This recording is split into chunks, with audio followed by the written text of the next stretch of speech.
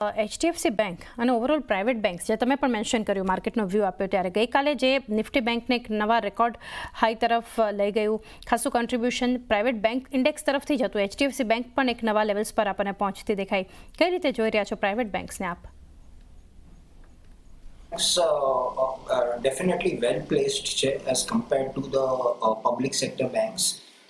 અને ઓફકોર્સ આપણે જોયું કે એમનું technology backbone is quite strong. At the same time એમનું જે બ્રાન્ચ પોઝિશનિંગ છે, એસેટ ક્વોલિટી છે, એ બી ફાર બેટર છે.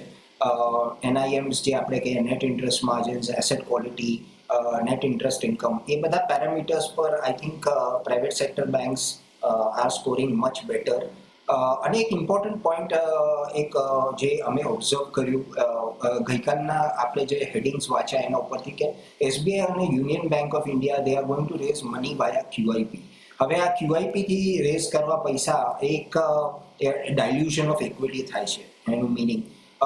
એક ફંડ મોબિલાઇઝેશન માટે આઈ થિંક બેંક માટે the most ideal route is deposit mobilisation. હવે ડિપોઝિટ મોબિલાઇઝેશન એક ચેલેન્જિંગ ફેક્ટર થઈ ગયું છે માર્કેટમાં, કેમ કે ઇન્ટરેસ્ટ રેટ્સની trajectory has been now it's going on the lower side.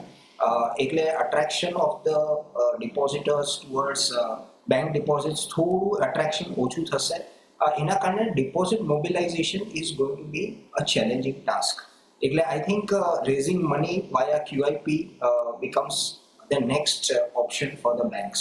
એટલે in a way એક ડાયલ્યુશન બી થશે ઇક્વિટીનું ગોઈંગ ફોરવર્ડ, અને it will be an acid test for the public sector banks also, કે કઈ પબ્લિક સેક્ટર બેંકની એસેટ ક્વોલિટી, બેલેન્સ શીટ કેટલી સ્ટ્રોંગ છે, જેના ઉપરથી એ લોકો ફંડ મોબિલાઇઝ કરી શકે છે. આ ચેલેન્જ જે PSU માટે છે may not apply to the private sector banks, કેમ કે એમની બેલેન્સ શીટ ઘણી જ સ્ટ્રોંગ છે. Deposit mobilisation is also quite attractive, અને NIMs are also strong. એટલે I think going by that pedigree, HDFC bank છે કે ICICI બેંક છે, એક્સિસ છે, કોટક મહિન્દ્રા છે, they are much better placed as compared to the public sector banks.